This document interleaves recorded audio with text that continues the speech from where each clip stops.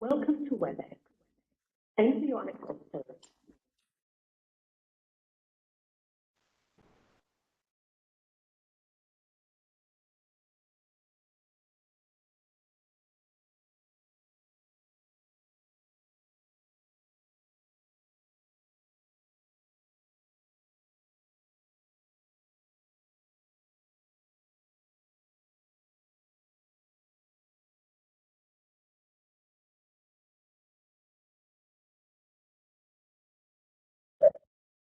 Good afternoon, everybody. Yeah, you're all very welcome here this afternoon, and thank you for joining in for the Introduction to Enhanced Community Care Programme webinar. My name is Aisling Finucane. I am the Enhanced Community Care General Manager in the Office of the Chief Officer, Maria Bridgman. So you're all very welcome today to the first of what I hope will be many webinars to give you updates on the enhanced community care and the progress of it across the Midwest.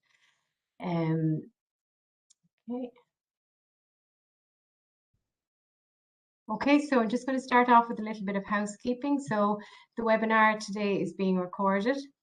All attendees are muted and cameras are switched off just to ensure good connectivity this afternoon for the next hour. There's a Q&A function and there'll be dedicated time at the end of the webinar to field questions. So if you want to put a question into the question and answer function, you can do so maybe after the presentation and we can deal with those questions there. But if you have one during the presentation that you feel you'd like to put in at that point, please feel free to do that too.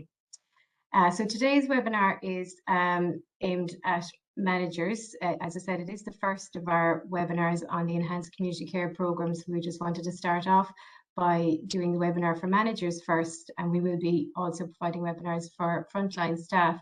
And I would very much welcome your feedback and feedback from your staff as to how they would like to be communicated with, what their preferences are, and you can send any feedback or suggestions to me on my by email. My email address is there at the bottom of the slide. Okay. Now, we were to have Margaret Costello, Margaret's the Head of Service for Primary Care, to do the welcomes this afternoon, but unfortunately she's become delayed. She's acting Chief Officer this week, so she's just called to say she'll be delayed, but hopefully she'll be able to join us later on in the webinar. Okay. So just, I suppose, the community healthcare networks, talk of the networks and planning for the network started an awfully long time ago. I suppose the decision was made at the time that there would be 96 community healthcare networks across the country with an average population per network of 50,000, made up of 4 to 6 primary care teams per network with a network manager. There was going to be a learning site model used, so there was each CHO was appointed a learning site. And the learning site for CHO Midwest was Network 6, which is the South Limerick network. And we'll hear a little bit more about networks later on from one of the network managers. Okay, so the agenda for today, I know there was an agenda sent out, but I just want to quickly recap on that. So I'm going to give a brief overview on the Enhanced Community Care Programme. Then we're going to hear from Anne Geary, who's a community healthcare network in the South Limerick City network, and also from Dr. Conor Gainey, who's the GP lead in the learning site, which is South Limerick network. We're going to hear then from the Integrated Care Programme for Older Persons, Ger Keary, team lead for the North Tipperary team, and Dr. Lane Shanahan, consultant geriatrician, are going to give that presentation. Then we will hear from the Integrated Care Programme for Chronic Disease Management, and Maura Cleary, as the operational team lead for the enhanced team in North Tip, Clare, will give that presentation. And then we will hear from the community intervention team from Catherine Ryan, the service manager there. Now, Catherine unfortunately can't be here today, so it's a recording that we'll hear from Catherine. And then we'll hear from Health Promotion and Improvement. Bedelia Collins, who's the manager there, has done a recording of one slide, and Ger Fahy then will talk to another few slides on the health promotion improvement as well. So that's just a quick overview of today. We hope to have the presentations completed in about 40 minutes, allowing time then for Q&A at the end. Okay. So the Enhanced Community Care Programme is derived from Sláinte Care, and it's designed to support the model of right care, right place, right time. The Enhanced Community Care Programme represents a shift in care out of the acute hospital and into the community and closer to a person's home where safely possible. Enhanced Community Care is ensuring maximum impact for citizens in avoiding hospital admissions through initiatives that see care delivered within the community or as close to a person's home as possible. There's also a strong focus on prevention and self-management through enhanced health promotion and improvement initiatives within the community healthcare networks. And we'll hear a little bit about those again later on. Okay, so integration. So integration and collaboration between the various community healthcare services, between the broader community services and with services in the acute hospital is at the core of enhanced community care. The development of fully integrated services, end-to-end clinical pathways and timely person-centred care are key to achieving the model of right care, right place, right time. So here's a picture representing enhanced community care. So over on one side, you see people living well at home in their communities, supported by the various services that are around them, including housing, transport, home supports. Then in the centre, we have the Enhanced Community Care Network with the team of health and social care professionals, GPs, nurses, all working to support the people at a low level of complexity. And then we have the more specialist teams, the integrated care programme for older people and for chronic disease, providing more specialist services and support to people in a community setting. And then over on the far side, we have the acute setting. So for people who do need to attend the acute setting and receive care in the acute hospital, there are also developments within that setting as well, such as frailty at the front door and bespoke specialist pathways, which are all designed to, I suppose, to facilitate early discharge and discharge home with the right supports in place, supported by the community intervention team, to ensure that people spend as little time as possible within the acute setting, but that they're provided with the right supports at home so they can be home as soon as possible. Okay, so that brings me on to the presentation from Anne Geary, who's the network manager for Limerick South City Network. So I'll hand you over to Anne now. Thanks, Aisling. So we can move on to the next slide there. Thank you. So as Aisling said, I'm the network manager in South Limerick City, and today I'm going to give a brief overview of the implementation of the community healthcare networks in the Midwest. And I'm representing all three network managers that are in place today. So what is a community healthcare network? Well, put simply, it's a geographical unit of approximately 50,000 people. And these networks or geographical units consist of 4 to 6 primary care teams made up of different disciplines that include physiotherapists, occupational therapists, speech and language therapists, podiatrists, dietitians, social work, administrative staff, and community nursing, all working together in teams to support the population within the primary care team area. As Aisling mentioned, each network will have a network manager in place, and the network manager, supported by a network management team, is accountable for the delivery of specific primary care services within the network. Okay. So why are we rolling out the networks? Firstly, we're rolling out the networks to facilitate integrated care. And there are many definitions of integrated care, but in simple terms, it's care that's continuous, coordinated, and meets the needs and outcomes that matter to people. The community healthcare networks are the foundations for integrated care and provide the organisational structure necessary to support the delivery of integrated care to the people living in the network. The new structure will enable better coordination between community and acute services. Secondly, we're setting up the networks to better serve our local populations. In the future, service development will be informed by the population health needs and driven by the network management team working in collaboration with key stakeholders with clinical expertise, such as GPs and discipline managers. And as Aisling said, the network model is also about promoting health and well-being for our staff and service users. and further information on health and wellbeing initiatives will be provided in the coming presentations. In the future, we need to prevent ill health and support people to stay well rather than intervening in a crisis. Okay.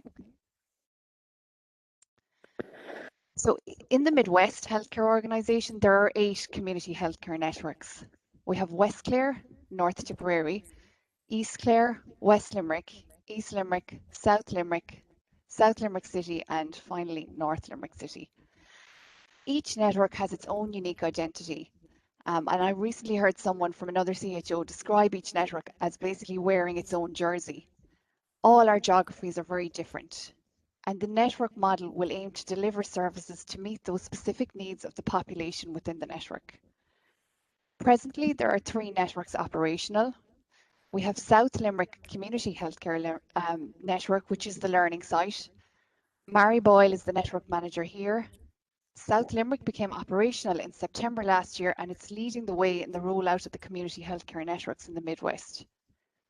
This site will be evaluated in April or May of this year, and the learning from the evaluation will inform any changes to the model for all other networks. Also operational since December last year is West Limerick, where Sheila Mulcair is the network manager, and in South Limerick City, where I'm the network manager. The 5 remaining networks will be rolled out in 2022. Okay. So what does the network management team look like? As mentioned earlier, each network has a network management team in place to support integration and management of the network. And the team will look at the specific healthcare needs within the network. The management team is made up of a network manager, a GP lead, an assistant director of public health nursing, clinical coordinators, and health and social care professional reps. The network manager with the primary care team has a critical role in integrating all services within the network. For example, other community services like older persons and disability services, but also supporting integration with those services outside the network, for example, the acute services. And this is an important point, as these networks are not just primary care networks, they're community healthcare networks. The GP lead is a new role to support engagement with the GPs in the network and ensure they're involved in planning services. At present, we have 1 GP lead in place, and that's Dr. Conor Gainey, and he is our GP lead in Network 6, South Limerick, and we'll hear from him shortly. The clinical coordinator role is a new leadership role to support the management of the clinical team meetings and enable multidisciplinary team working, particularly in the management of people who have complex needs. The clinical coordinator will collaborate and develop strong links with our GPs, ICPOP, chronic disease and acute services. And clinical coordinators will be recruited from senior staff within the network. And this process is currently underway in West Limerick, South Limerick and South Limerick City networks. Okay. So what do we hope to achieve from this new structure? People are integral to delivering integrated care, those that use the service and our workforce. And establishing the networks will deliver benefits for both. For those people who use our services, they will deliver increased locally accessible services that are closer to home and better meet their needs. People want health workers to be aware of their needs as a whole and not just one clinical aspect, and for health workers from different levels of the system to communicate well. And the networks will facilitate this and facilitate enhanced multidisciplinary working to better support people with complex needs. They will support seamless journeys with less duplication for our patients from community to acute services and back. For our staff, the network model includes new leadership roles with GPs and clinicians involved in network management teams. The networks will provide staff with opportunities to work with colleagues from other disciplines in a new, dynamic and integrated manner, and they will enable greater say and involvement in decision making at a local level. Okay. So at the moment, we're enhancing the workforce to try and deliver these benefits. Additional posts have been approved and recruitment is underway. So these posts include physio, OT, administration, SLT, speech and language therapy, dietetics, podiatry, social work and community nursing. So West Limerick Network received 18.2 WTE, South Limerick Network received 22.2 WTE and South Limerick City Network received 17.2 WTE to enhance primary care services within the network. Okay. So we're at the early stages of the journey. I suppose to date, significant work has gone into setting up or establishing the networks, particularly those that are operational. And some of this work includes obviously the ongoing recruitment of additional staff into the network, the development of roles and responsibilities of the network manager and the discipline manager. And this work was undertaken collaboratively with our discipline manager colleagues. We have spent time setting up systems in the networks to ensure compliance, recruiting clinical coordinators, re-establishing our clinical team meetings, and establishing the network management teams. In parallel, there is a requirement to profile the network population and understand the needs of the population within the network. Population profiles are complete on all 3 live networks, and furthermore, we are developing service directories for each network. And we have commenced the process of developing a community healthcare network service directory app in collaboration with Health and Wellbeing. And this app will contain all relevant services available within each network and will be available for all HSE staff in the initial phase. So it's an ongoing process, and future work will include ongoing engagement with the service user and the broader community services, alignment of finance to the networks, developing ICT systems to support one point of referral into the network, and of course development of care pathways with ICPAP and chronic disease management. Continuing to work with other community services such as older persons disability, children's disability network teams and voluntary community organisations. Okay. Thanks, Anne. Okay, so we have a presentation now, a brief presentation from Dr. Conor Ganey, who is the GP lead in the Learning Site South Limerick network. So I'll just start this. I'm the Community Network GP lead. Sorry. In CHO6 area, and I've been asked to speak about the role. The job description mentions 3 different areas that, of clinical leadership, communication, and service delivery and improvement. Other things mentioned in the job description are someone who will support the development and maintenance of relationships between GPs, GP practices, and primary care professionals in order to ensure delivery of high-quality, person-centred care to the local population. This was agreed in the IMO HSE GP agreement in 2019, which has been transformative for GPs and general practice. Other roles envisaged will someone who will support the network manager and CHN management team to roll out clinical programs, to develop innovative solutions and multidisciplinary approaches to challenges, to implement CHN structures and service delivery within community healthcare networks. Other roles are to act as a member of the CHN management team, to represent trends within general practice in the CHN, and then to work collaboratively with the network manager to promote multidisciplinary working, coordination of service delivery and development of appropriate care pathways within the CHN. And also then again to promote the development and maintenance of relationships between GPs and primary care teams, which will be starting up soon. My own experience to date, I'm in the job for 8 months now. It's been a big change working as an independent contractor to the government to working in a HSE environment. There are significant difficulties in getting access to the HSE, and also getting used to the WebEx platform has been a change. And then I suppose the major difficulty has been that we've had 2 years of a very busy time in general practice, and I'm trying to balance that with a commitment to a new role. Aisling also asked me to mention what I thought were the challenges in recruitment to these roles. I think there's no doubt that the GP shortage is a major issue.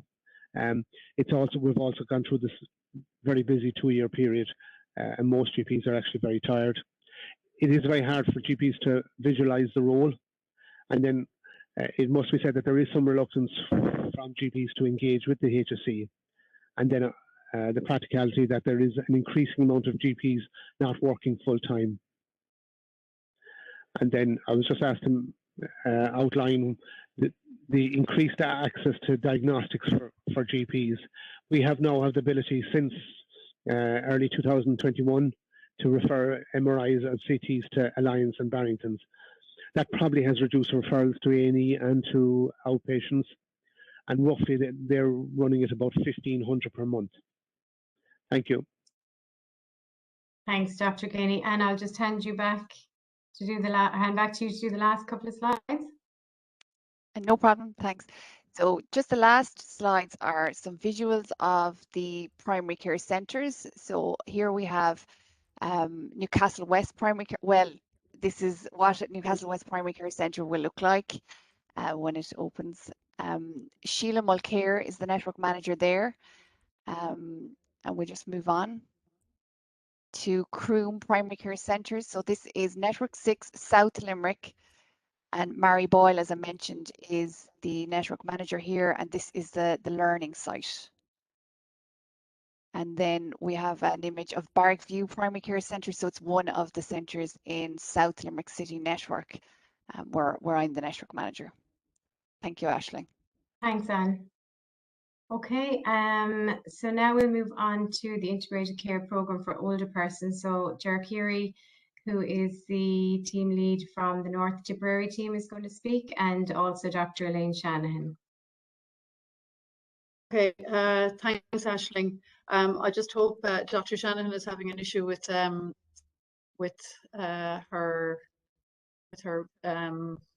sound, so I hope she's able to be part of this, because she's taking over from slide 6. Do you want? Will I just introduce us first, Aisling, and then you can play the video? Yeah, if you like, Ger. Yeah. Yeah. Okay. So good afternoon, everyone. My name is Ger Keary, and I'm one of the 3 operational team leads for ICPOP across CHO3. So I'm here today representing representing my other 2 colleagues. I know a lot of people here in WebEx might know me from my previous life in public health, but I've now moved to County Tipperary, back to my roots, and into my state-of-the-art ambulatory care hub in Thurles. So with that introduction, I'm going to ask Aisling just to give you a brief overview of our unit here.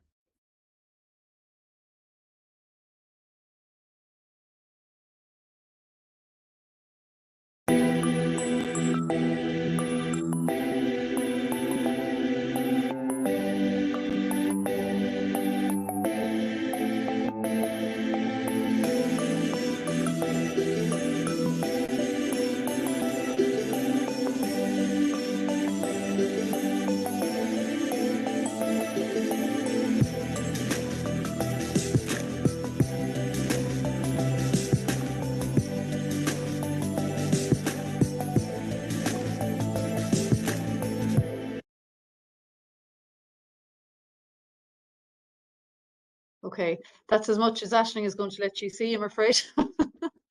So Aisling, can I just go back there to slide 2? Yeah, that one. Yeah. Okay, so a lot of you may be familiar with the older persons service model slide. This has been rooted in a lot of our documentation over the years. But I suppose what it's trying to do is just show where the ambulatory care hubs fit into the overall picture of community health and where we're going with it. So I suppose we're trying to provide rapid response specialist care in the community alongside our primary care colleagues. So our units are concentrating at the moment on falls and frailty pathways, with memory and dementia pathways being developed as we speak, and hopefully into the future that will be part of it as well. It's very much mooted in the literature, but we're not there yet. So it's falls and frailty that we're concentrating on just at the moment. So the aims and objectives, I suppose, are in part just to support early discharge from the acute services, and we're liaising very closely with our frailty at the front door colleagues in A&E and in the MAUs. And the other side of it then is we've been in close contact with our GP colleagues, and Dr. Shanahan has been, we've reached out to them all actually individually. That's what we have done, and we have found that actually quite useful in terms of getting targeted referrals that are actually appropriate to our service as well. So that's really where we're at the moment. So if you could move on to the next slide, Aisling. So yeah, so we have 3 sites. So in Clare, the unit there is run by Anna Marie Nagel, and it's based in St. Joseph's Hospital in Ennis. Then the ICPOP St. Camillus' hub is based in the Plassey ward of St. Camillus' campus, and Antoinette Johnston is the operational team lead there. And the Thurles hub is me. And we just put in UHL there because we're very much linked in with them as well. So next slide there, Aisling, thanks. So what are we about? So basically, as we said already, we're helping to support older people to live well at home. And I think for the first time we have, like, you know, patients will have access now to a comprehensive geriatric assessment, what we call a CGA, and that they also have rapid access to a consultant geriatrician, which they've never had before. Like, it has to be said, Dr. Shanahan is our clinical lead for the Midwest ICPOP, and that's and she's vital. She's a vital cog in our wheel. So we have, then the patients have assessment providing rehab interventions for up to a period of 6 weeks. They have access to diagnostics that they possibly wouldn't have been able to fast track before, such as their bloods, 24-hour Holter monitoring, APPM and TILS. We have mentioned DEXA there because we do have a DEXA scanner here on site in Thurles, but as yet that's not operational, but we're in the process of doing that. And we also have an electronic patient management system that we're using for development of the care pathway. So when we have our MDTs, all our patient CGAs are kind of entered onto that system, and it's an easy way of tracking what's happening to the patients.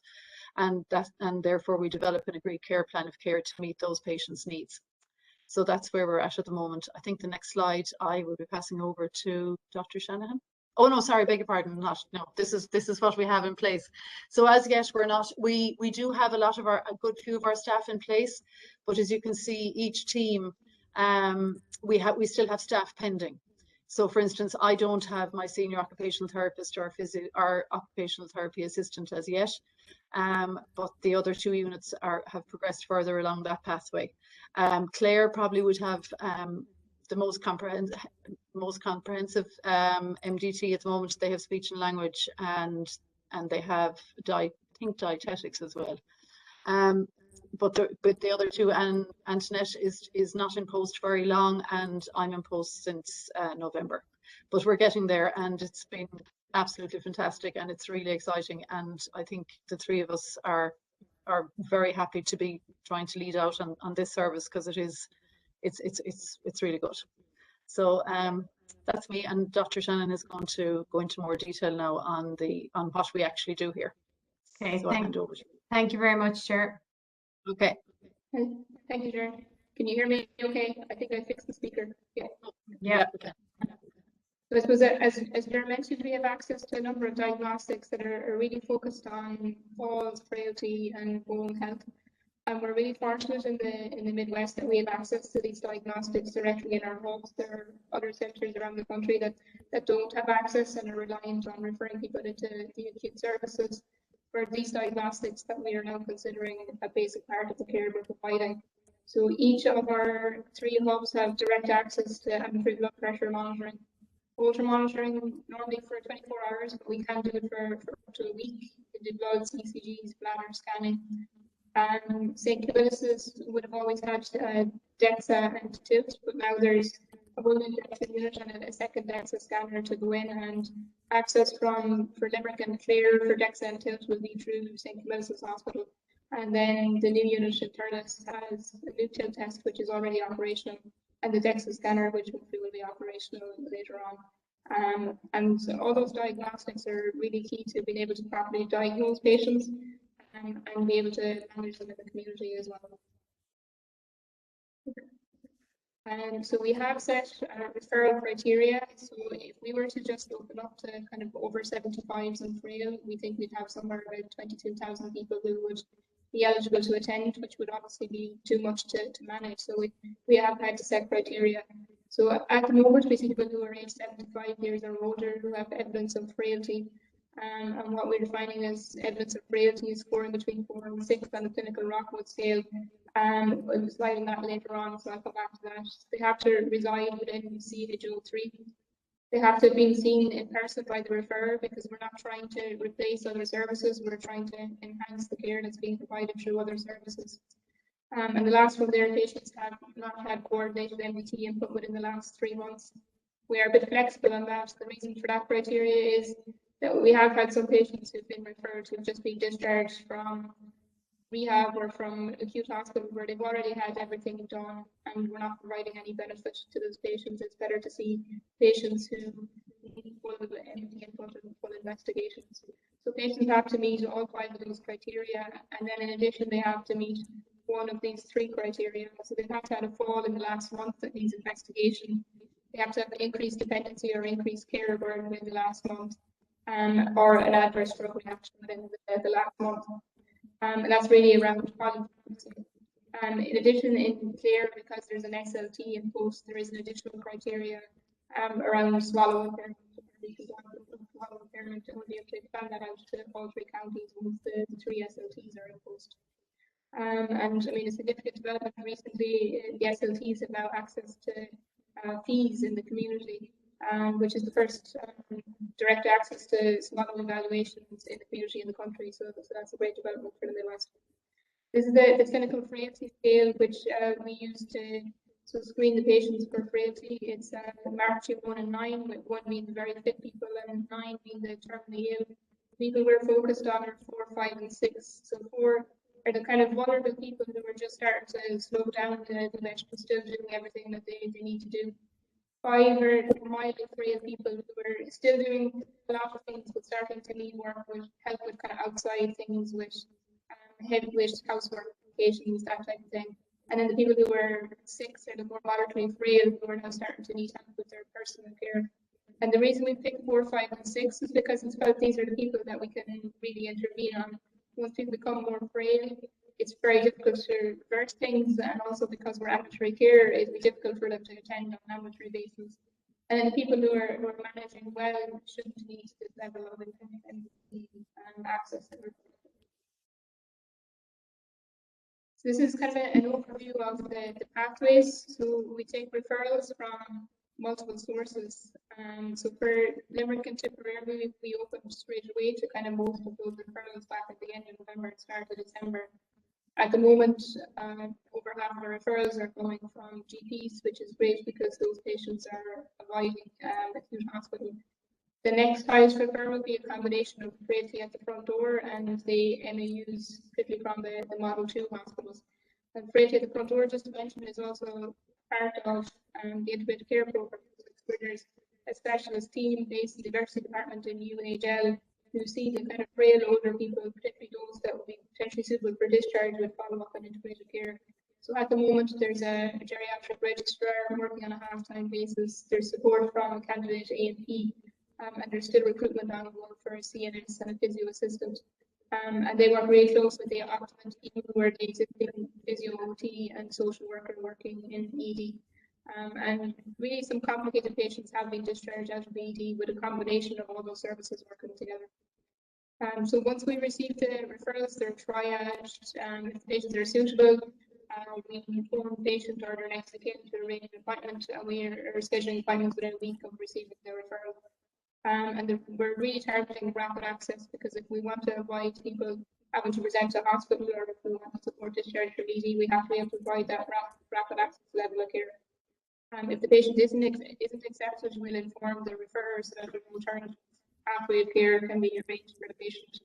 Once we see the patient, the first assessment takes about 2.5 hours, because it really is, it's medical, social, functional, very thorough assessment. Diagnostics are sometimes arranged on the same day, and they come back for return appointments, and we see people for up to 6 weeks, at which point then they're discharged back to their referrer, back to their GP.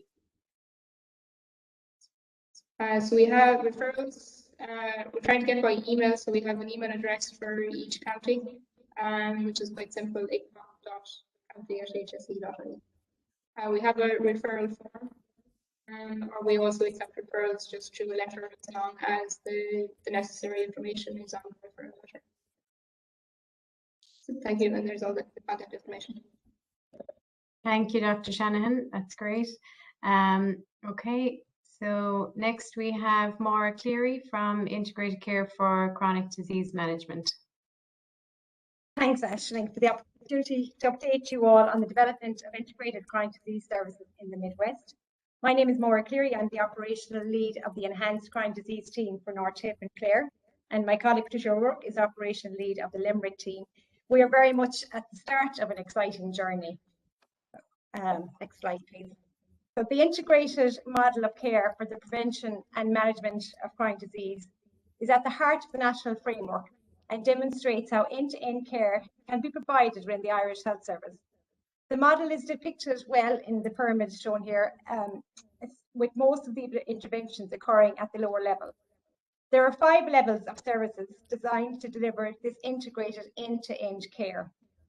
The first level, at the base, aims to develop services to support and empower individuals to prevent and manage chronic disease in the community. Level 1 is the next level up at general practice level, where the chronic disease management programme will provide additional supports to GPs to care for those with chronic disease. At the next level, we have the specialist hubs who will come into play, and they're being developed to support GPs with access to diagnostics, cardiac and pulmonary rehab, and self-management education. These hubs will also offer acute OPD services and respiratory outreach when required. And finally, at the peak of the pyramid, there will be specialist hospital care for those who require it and should account for only about 5% of patients with chronic disease. Next slide, please. The Integrated Care Programme for Prevention and Management of Chronic Disease aims to provide care at the lowest level of complexity, as close to home as possible, getting the right care at the right place and the right time. So the ethos of enhanced care. This will encompass 4 of the major chronic diseases in Ireland, which are cardiovascular disease, COPD, asthma, and type 2 diabetes, which currently affect over 1 million of our population. This programme underlines the need to move away from a siloed, disease-specific approach to healthcare. There are 3 national clinical programmes working closely together as part of this integrated care model, and those are the National Heart Programme, the National Clinical Programme for Diabetes, and the National Clinical Programme for Respiratory. Slide, please. So the Midwest will encompass 2 teams for chronic disease management, with 1 team for Limerick and an enhanced team, which I cover, which will be split between North Tipperary and County Clare. The services will be delivered as near as possible to the patients using a hub and spoke model. These services will include cardiac and pulmonary rehab, patient education, and OPD and diagnostic services. There will be 3 hubs in the Midwest, including Limerick City, Ennis, and Thurles temporarily while we await a new centre in Nenagh. The next, So just the model of care. Just move on to the model of care slide. So the diagram of the model of care illustrates where the chronic disease teams will integrate with the acute services and the range of community services, including the community health networks and ICPOP. The model demonstrates how resources and activity will shift from acute services to the most appropriate and least intensive setting, prioritising healthy ageing and living well at home. The model of care allows for seamless transitions between all services as the patient's needs change. So there's the model of care there now, so showing that seamless transition between services. So I suppose where we're currently at with staff, a chronic disease team consists of 32 whole-time equivalents from various disciplines, which are disease-specific cardiovascular, diabetes, and respiratory teams, supported by an operational lead and admin support. The CDM team for Clare Tipperary, known as the Enhanced team, will have 41 whole-time equivalents between both sites. There are 2 additional integrated consultant posts in respiratory and cardiology have also been provided and are in the process now of being recruited. We also have an additional 18 whole-time equivalent posts in the acute services, providing further clinical and diagnostic supports to the CDM team. So this just shows the breakdown of the different disciplines of those teams. So I suppose finally, where are we at now? We as a service are very much in our infancy. The two operational leads, Patricia O'Rourke and myself, were in post since January. We have Kathy Duggan as our project officer, who has just come in the last 2 weeks, and Carmel O'Connor will be the ADPHN joining us in the coming weeks also. Recruitment is ongoing for clinical posts in both the acute and community settings. Services are gradually being rolled out, commencing with pulmonary rehab, which is due to start in the community in Limerick in the next few weeks. We look forward to the future of an integrated care approach to the chronic disease management in the Midwest. So just finally, there are 2 resource documents here, which are very useful for guiding the model of care and the development of the service of the Midwest in line with the clinical care programs. Thank you all. Thank you, Maura. Okay, so the next slide now is going to take us into the community intervention team. And that is recorded, and it's Catherine Ryan, the voice that you'll hear on the next. I'm going to speak about the community intervention team service and how that can support the rollout of the enhanced community care networks in terms of service delivery to patients. So what is the CIT? It's a specialist health professional team. What we mean by that is it comprises of nurses who have a skill set more aligned to the acute services, physiotherapists, occupational therapists, therapy assistants and healthcare assistants. And really the focus is on supporting patients coming home from hospital and also preventing hospital admission. We often describe the community intervention team as a virtual ward. I suppose we describe it as a ward because of the nature of the clinical interventions that are delivered within that ward. So this virtual ward is spread across all the networks.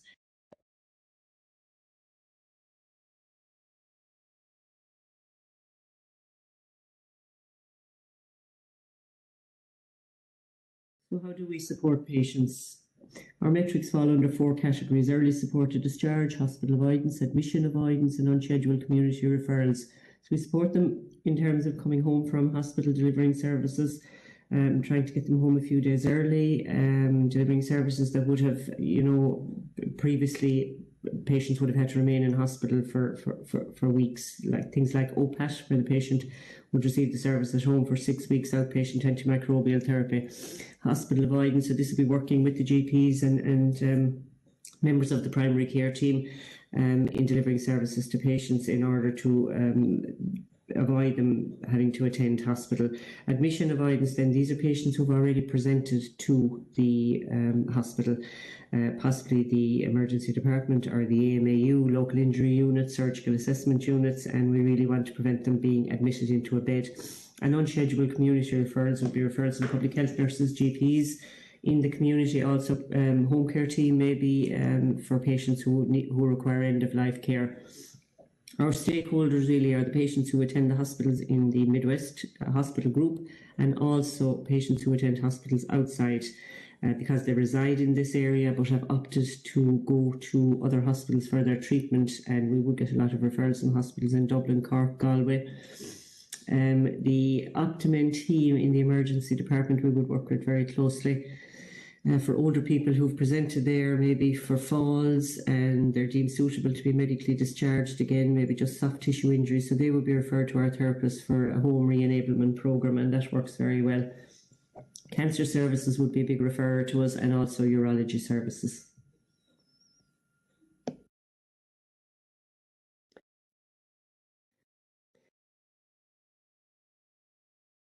Now, the next slide that we have is the health promotion and improvement slide, and it's Bedelia Collins' voice that you're going to hear first, and then we'll have Ger Fahy. Hello, my name is Bedelia Collins and I'm the Health Promotion and Improvement Health and Wellbeing Manager, and I'm delighted to be given this opportunity to present to you today. So enhanced community care, what has it meant for health promotion? Well, I suppose the first thing to say is that we're delighted to see a shift in the focus from maybe a model that focused on illness to a model now that's starting to focus on health and well-being and chronic disease prevention. So that's really welcome. What should you expect from health promotion? What will you see out there on the ground? Well, I suppose the first thing to say is because of enhanced community care, we now have a health promotion and improvement officer assigned to each network. That health promotion and improvement officer will focus on 3 specific policy programs over 2022, they being tobacco, making every contact count, and staff health and wellbeing. However, there is lots of other policy priority programs which they can also address, but we have asked them to prioritise those areas for now. So how does it work in terms of, you think of one health promotion officer delivering a service for a network? Well, each health promotion officer is supported by what we call core teams with subject matter expertise. So, for example, if there's a site within a network that wants to implement MEC, making every contact count, then that network officer will reach to the MEC core team for support in the delivery of that service. And the same would apply across the delivery of all our policy priority programs. Thank you, Bedelia. So the next slide, Ger Fahy, who is a Senior Health Promotion Improvement Officer and the Healthy Community Coordinator, is going to we're going to hear from Ger. Thanks, Aisling. Just, I suppose, the health promotion policy priority programs are outlined there for you. The health and well-being, staff health and well-being, making every contact count, which I'll talk about shortly, the quit tobacco services, the Sláinte Care healthy communities aspect. Also, we have the healthy eating, active living, well-being and mental health, sexual well-being, and stakeholder engagement and communication. Slide, please, Aisling. So making every contact count is an evidence-based intervention, and it's the foundation of a discussion between a client and healthcare worker around behaviour change. And presently, I suppose what we're attempting to do is develop the skills within healthcare professionals to motivate clients to change their behaviour.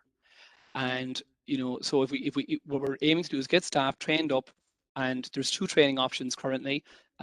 There's the preliminary 4-hour e-learning facility that's on the HSE website rather than HSE Land. It will be on HSE Land soon. But if you Google MEC training, you will find it there. And it focuses on 4 particular aspects of making every contact count. So there would be healthy eating, tobacco, alcohol, and physical activity. And if you've done that training, then there's a follow-up live virtual training that is 3 hours long. I haven't done this training myself. I would urge you all to engage in that training.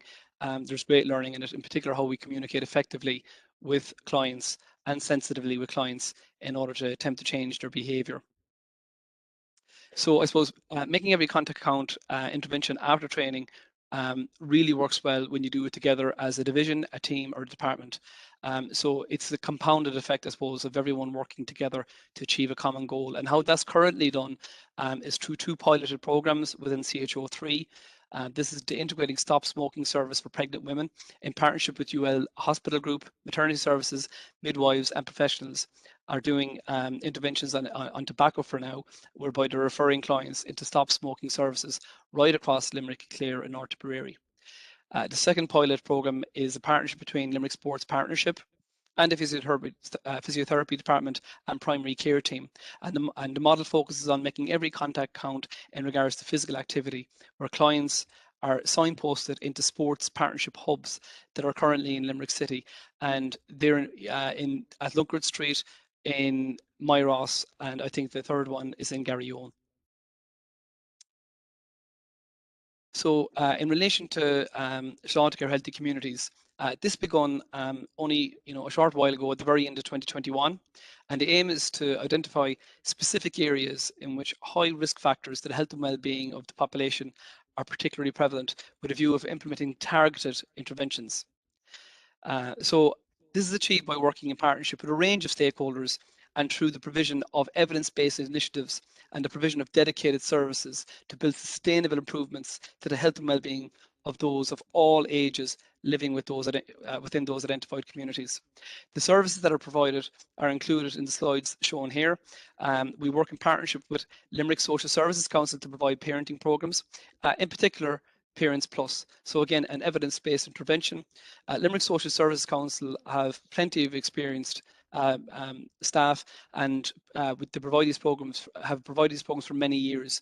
But I suppose the difference now is that we've intensified the number of these programs which are provided within these communities. The next program we look at is Healthy Food Made Easy. And Healthy Food Made Easy is a cooking program that allows participants to develop cooking skills in terms of cooking nutritious, healthy food on a budget. These programs have been delivered for many years within Limerick and in North Tipperary, but again, we've intensified them to provide them within the Limerick City area. And I suppose the difference of what we're trying to achieve here is introduce peer-led programs. So tutors that have completed the Healthy Food Made Easy as participants only qualify to be trained up as tutors. So we think that's, I suppose, the bedrock of trying to implement these programs effectively. The third program within Sláinte Healthcare Communities is the social prescribing. Social prescribing is really a new initiative from a Limerick perspective. It's the first time that the HSE is actually funding a social prescribing program within the Midwest. As it happens, we're actually funding two this year. One within the Sláinte Healthcare Community of Limerick City, which includes areas only Network 7 and 8. But the second one is through North Tipperary through the governance of Silver Arch Family Resource Centre. So what is social prescribing? Well, it recognises that health is heavily determined by social factors such as poverty, isolation, loneliness, and it offers GPs and other healthcare workers such as yourselves a means for referring people into a range of non-clinical community supports which have a significant impact and benefit to the overall health and well-being of the individual. So I suppose the principle of it is that it's not what we think they need, it's what they want, and using that and levering, I suppose, their strengths to complement the model of social prescribing. These programs can range from anything from an employee training program to a health program like Healthy Food Made Easy, to Minshed, to GA clubs, to drama clubs, etc. And there will be a crossover amongst these programs.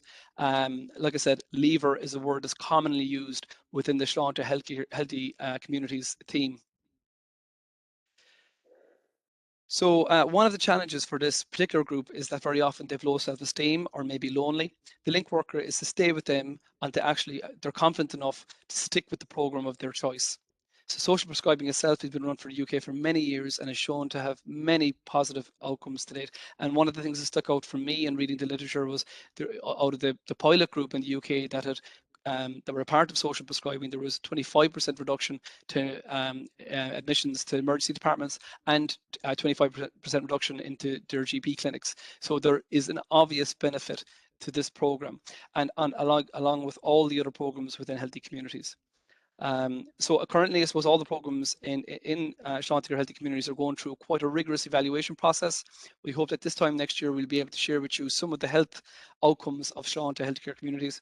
The We Can Quit program within Sláinte Healthcare Communities, we have stop smoking support groups called We Can Quit. These are peer-led groups. Outcomes from research conducted by Trinity College of We Can Quit programs that were delivered in similar communities in Dublin was quite positive, including attendance rates and commitment to cessation. And there's three pillars to We Can Quit. There's the group work, there's the one-to-one support that they get from Stop Smoking Advisor within the Healthy Communities team, and also there's the free nicotine replacement therapy. So the free nicotine replacement therapy for anybody who lives within the Sláinte Healthcare Communities, and we are hoping to implement clinics for mental health services within Sláinte Healthcare Communities and for expecting mothers within these areas in the coming months. Thank you, Aisling. Thank you, Ger. Thanks a million. Okay, so we're almost there. I'm conscious we've gone over time a little bit, but we're nearly there. So I suppose what are the next steps? The next steps are that we will continue to implement the Community Healthcare Network. Oh, sorry, I'm jumping slides here. Continue to implement the Community Healthcare Networks. We're going to recruit 5 more Community Healthcare Network managers in the very, very near future. Establish network management teams in all of our Community Healthcare Networks. Take the learning from the evaluation of the learning site to inform our future developments of the networks. We'll continue to roll out the chronic disease management teams with recruitment of key posts such as consultants, nursing and health and social care professionals. We'll further promote the IGPOP service to drive referrals and support our elderly population to live well and safely in their own homes, and the development of integrated care pathways to achieve right care, right place, right time.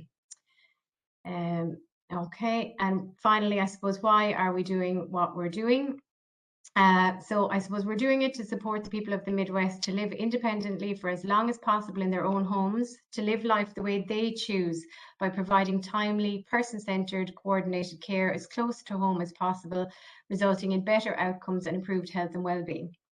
And I'd just like to finish up today by acknowledging all of the hard work that's gone into the webinar today. And also all of the hard work that's gone into these new initiatives. They have, been challenging in some instances to get up and running. There's been a huge amount of work from senior management to frontline staff. Everybody has worked incredibly hard to get, and through very challenging times, to get to where we are today. So I think it's a big thank you to all that have been involved, and a well done as well. There's a link to Nora's story. Some of you might be familiar with that video. Sorry, the link isn't on here, but we'll send it on when we share the link to the webinar. You can Google it anyway, it's on YouTube, but it's the story of an elderly person living in Ireland and the health services and her experience. And it's a nice one to watch if you have some time and you haven't seen it before. So that brings us on to our questions and answers section. So I'll just ask all of our panelists maybe if they could turn on their cameras so you can all see. And if anyone has any questions that they want to put into the questions and answers panel, please do so now. Also, just to let you know, as you know, the webinar has been recorded, so we will be sharing the link on a staff broadcast in the coming days. So again, I would ask people maybe to talk to their staff to advise them that it's there and encourage them to have a look at it. And also to give feedback to yourselves or to me directly as to how they would like to be communicated with in the future. If there's anything they would like to hear more about, I would love to hear their suggestions, I suppose. And as I said, this is the first webinar, but we hope to have more webinars in the future. Okay, I don't see anything coming into the chat or into the Q&A section. Okay, so again, I just want to say thanks to all the panelists for coming on today, and thanks everybody who's logged on and joined us for this webinar. I hope you found it useful, and I hope you found it gave a good overview of the Enhanced Community Care Programme and where we're at in the Midwest. And while we're at different stages in the different strands of ECC, we're getting there, we're making progress, and it is great to see. So again, well done to everybody involved. Okay, I don't see any questions coming in, so I think we might wind it up. I'm conscious of people's time. It's just 3 minutes to 4 now, but as I said, all of our contact details are on that. The link will be shared, so please feel free to get in touch, ask any questions after the webinar at any point, and we'll be happy to answer them. Okay, thank you all very much. Thanks, Ashley. Thanks, Ashley. Yeah. Thanks, Ashley. Thanks, Ashley. Thank you.